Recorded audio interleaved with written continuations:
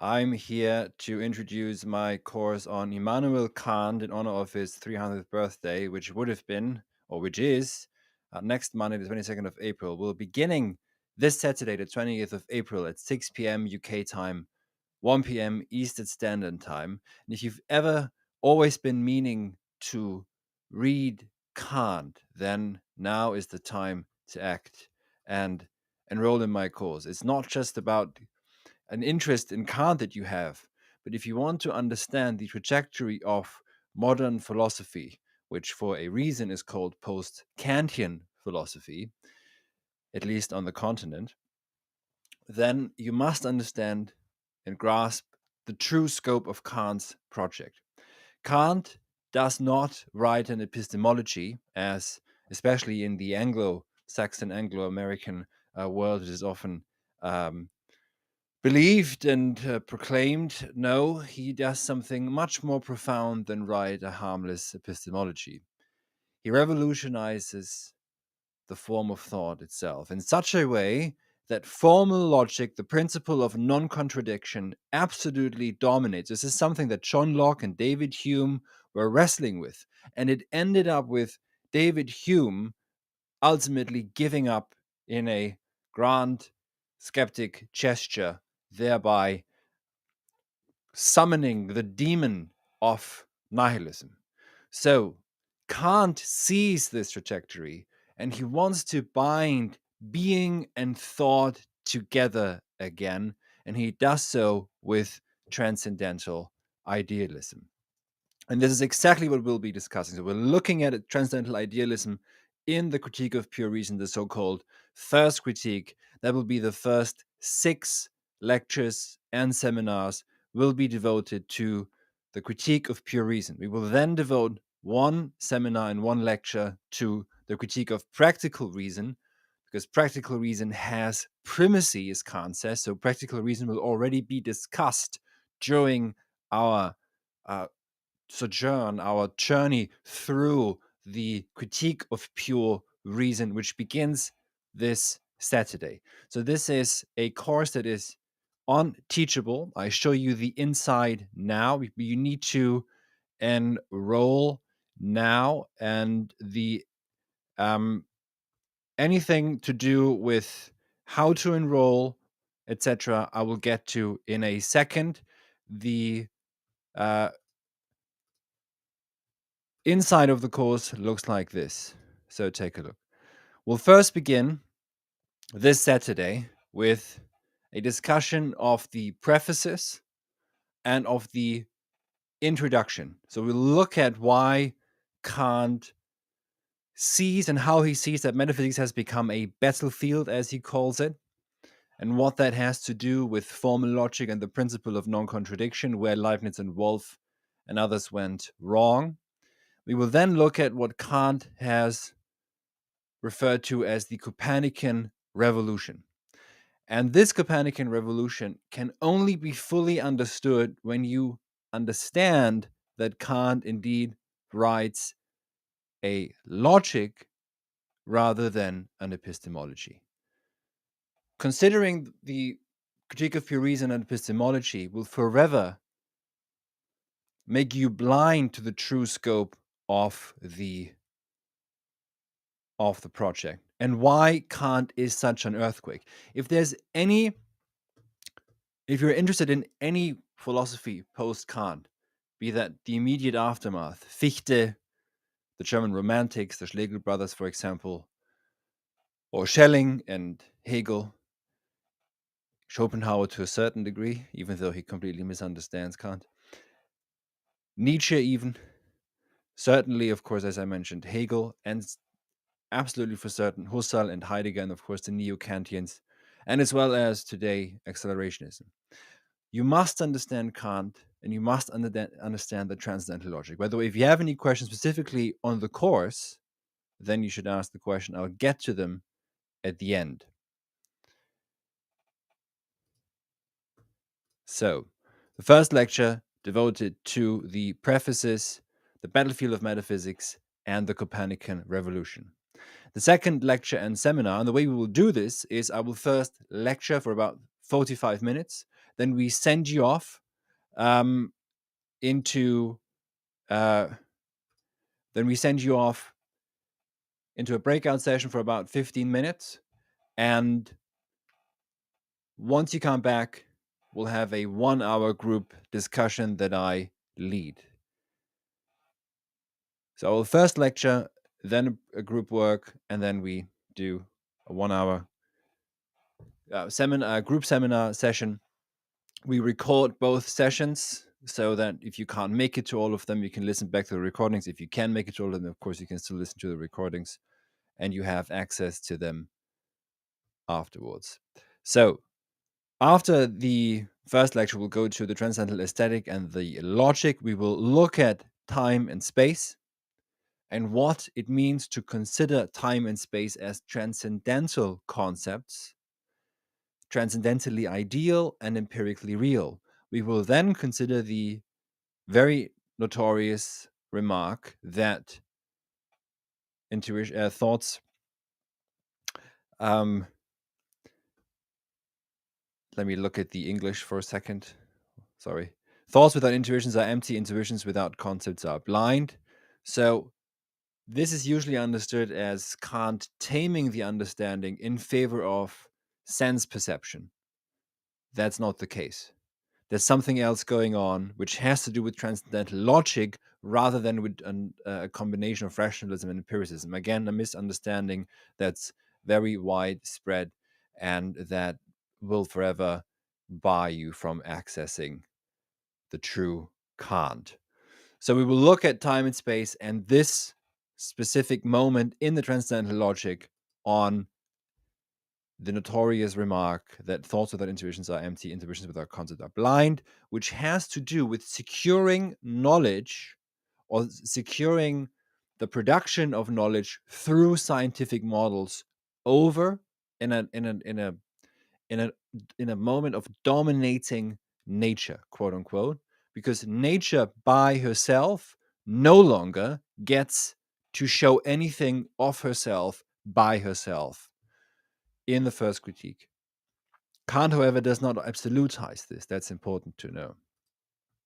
So he's not, he doesn't absolutize the technical, practical world access because practical reason has primacy.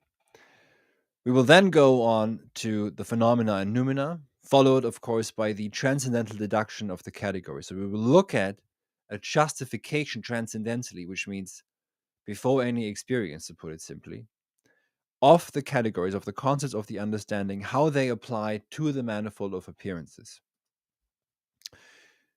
We will then continue with the power of the imagination and the overall and the transcendental dialectic of reason and the antinomies of reason as well. And that should then be the final 2 lectures in for the critique of pure reason. By the way, if you have any questions specifically on the course, let me know and I'll get to it.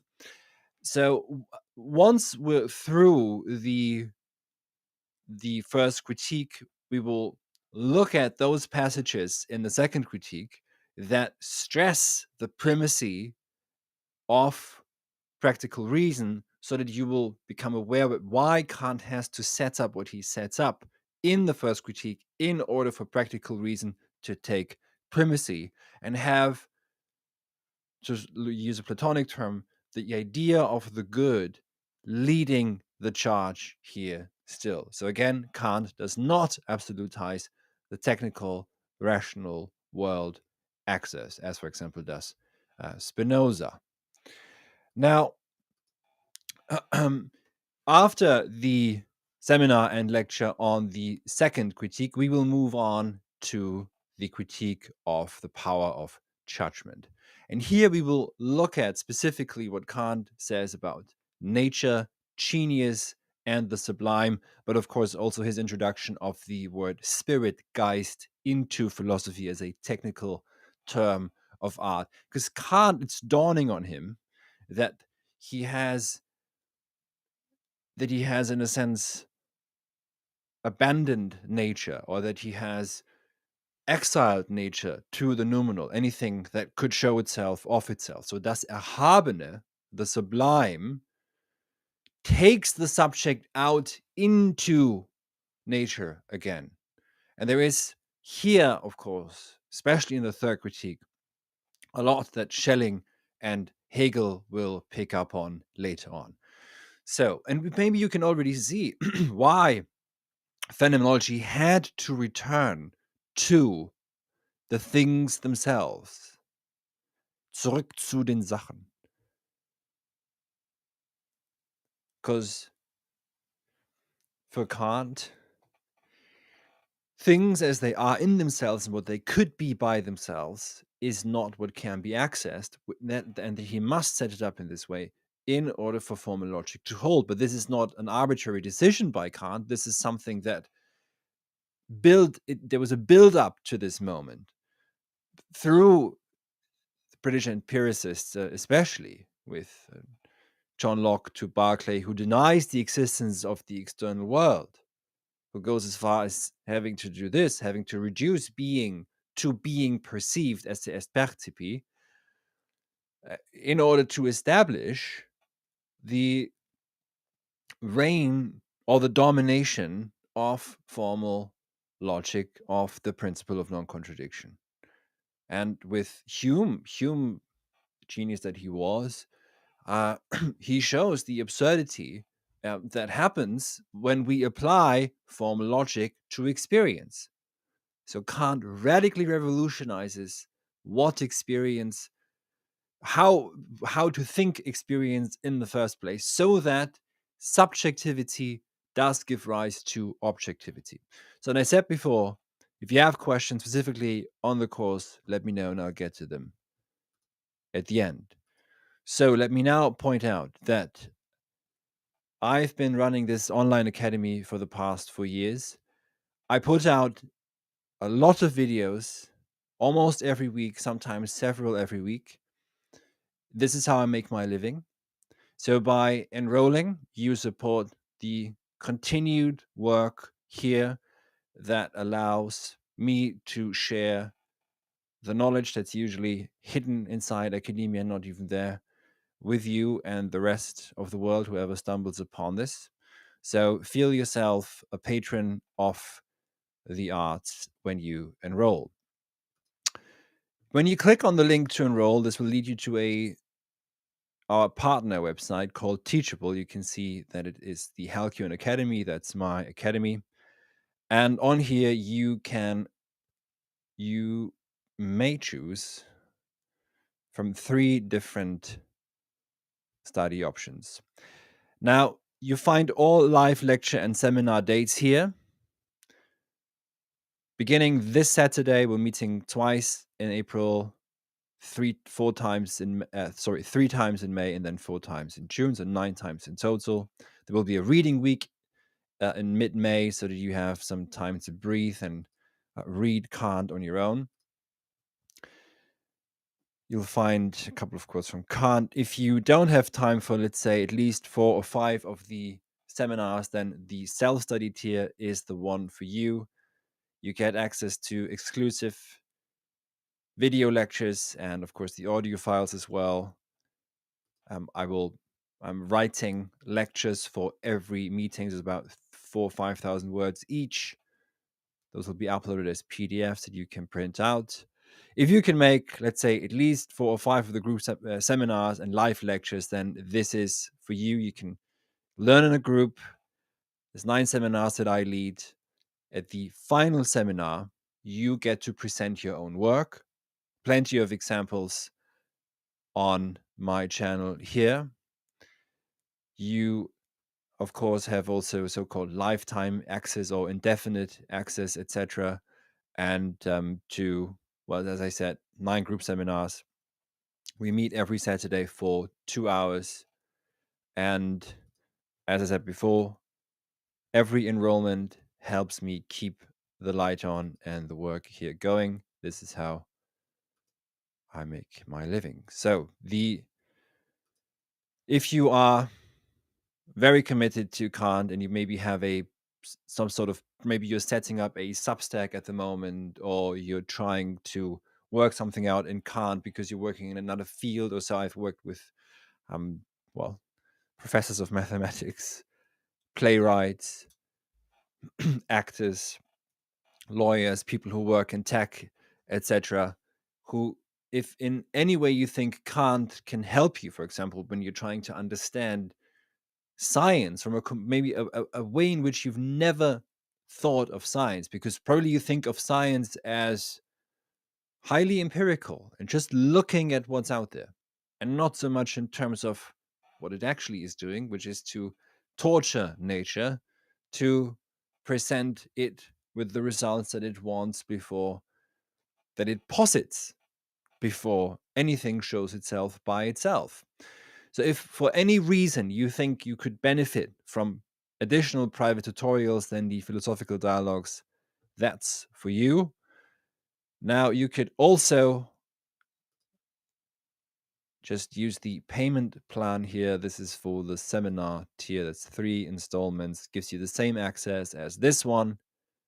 So this would be it. You can also see here on the enrollment page, which I'll link to again here,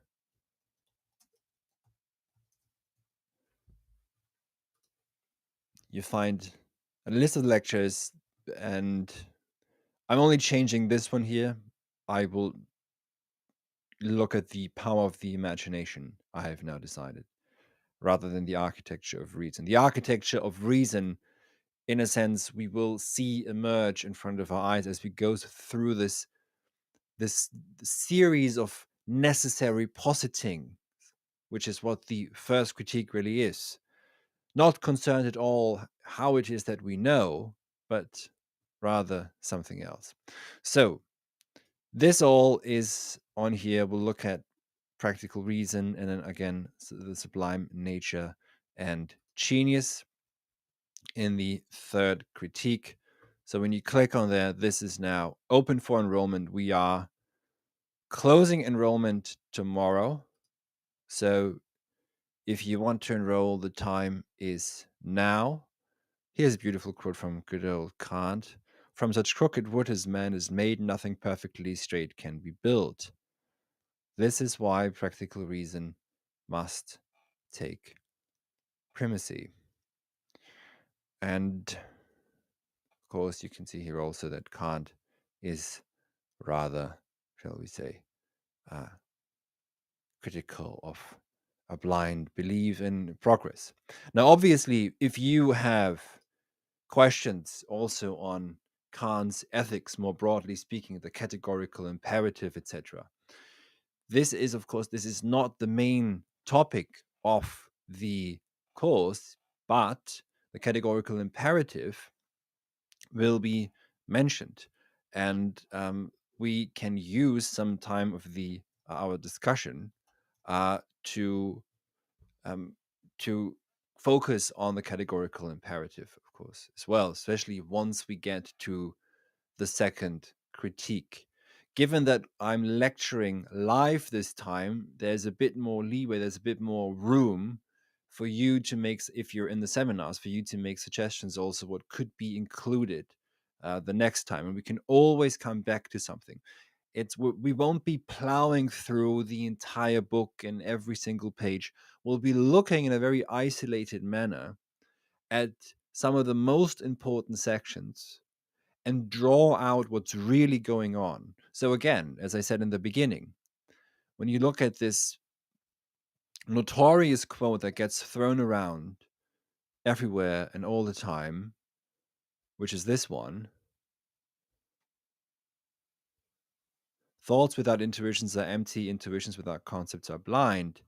The usual story is Kant here gives not primacy, but grants sensuality, sense perception, and sense data, in a sense, its rightful place through the intuition. But that is not the case. In fact, we will see that what Kant here establishes, because this is in the transcendental logic, this is not in the transcendental aesthetic when he says this.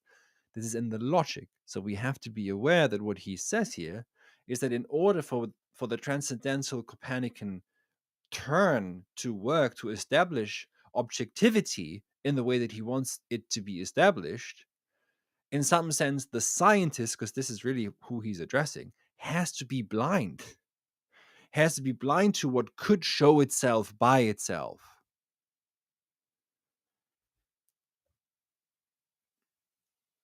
I would be surprised if you had heard this anywhere before. So there is a certain blindness that Kant advocates for. And the price that we pay with this binding formal logic again to experience is a high one. Kant wants to avoid dialectics by all means. The price is that if we stay stuck on this level, which to a large extent the so-called natural sciences have done, then we do not ever get to a non-constructed actuality. And perhaps now those of you who've read some Heidegger and Husserl, etc., will begin to appreciate why it is that phenomenology wants to return explicitly to things themselves, zu den Sachen selbst, den Sachverhalten, we could also say, how things relate to each other. So there is a constructivism, really, in Kant that we need to be aware of, but it isn't one that is not ontological. So he's not making ontological claims about anything. Objects are not given for Kant. Objects arise from the application, the transcendental application of the categories to the manifold of appearances. An object arises to representation and through the forms of time and space. So objects aren't given. Things in themselves can never be accessed. We don't even know whether they really are. That would be saying too much. We have to act as if they are. So we can see also that there is not, he doesn't write an ontology at all.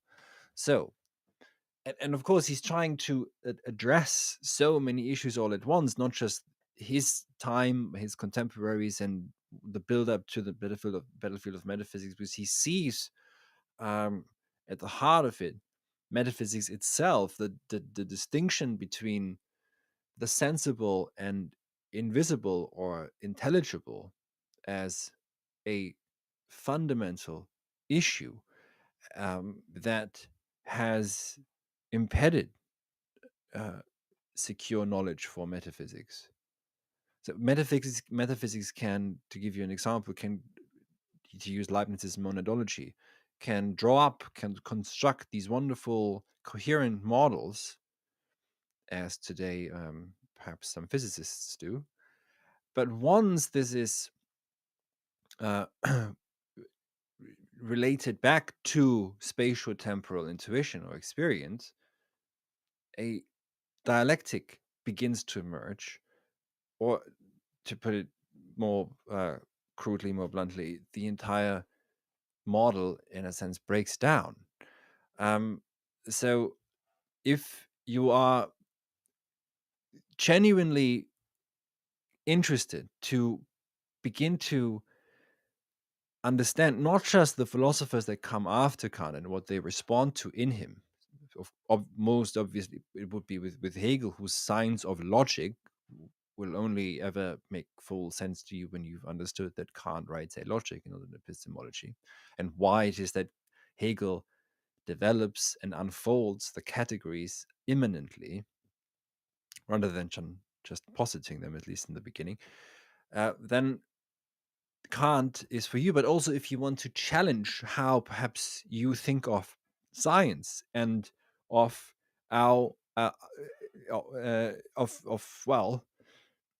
of scientific models and model making, etc., then you need to grasp Kant, and especially those of you who dabble in such stranger, almost meme-like movements as accelerationism.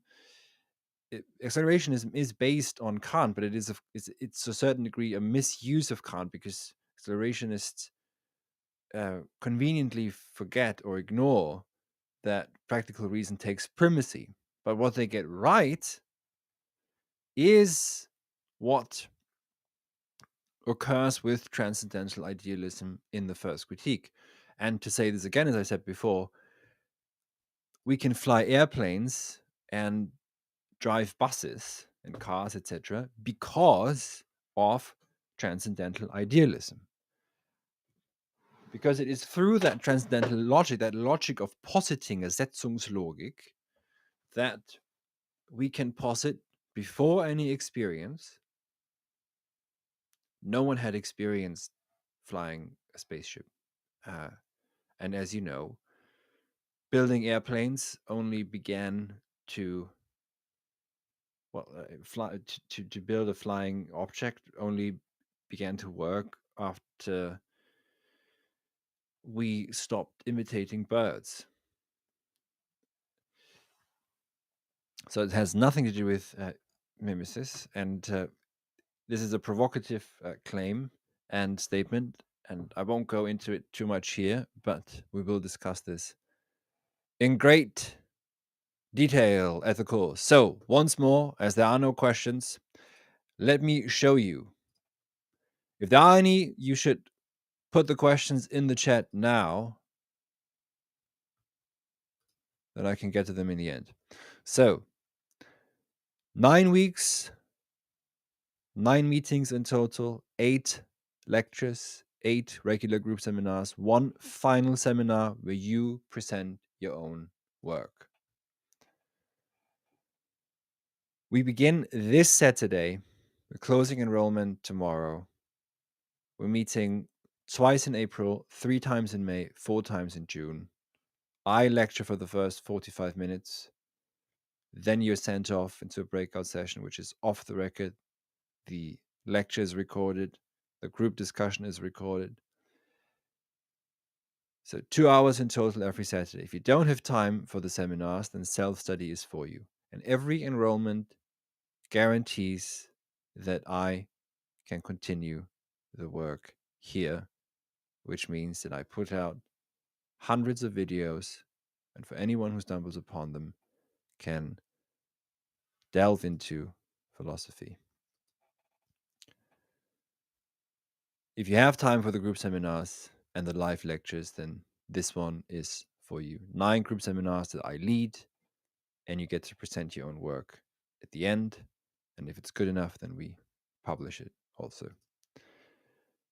Or if you really want to dive into Kant and transcendental idealism and transcendental logic, then book the 5 additional private tutorials with me, also over Zoom, of course, where we meet 5 times, best case every 2 weeks.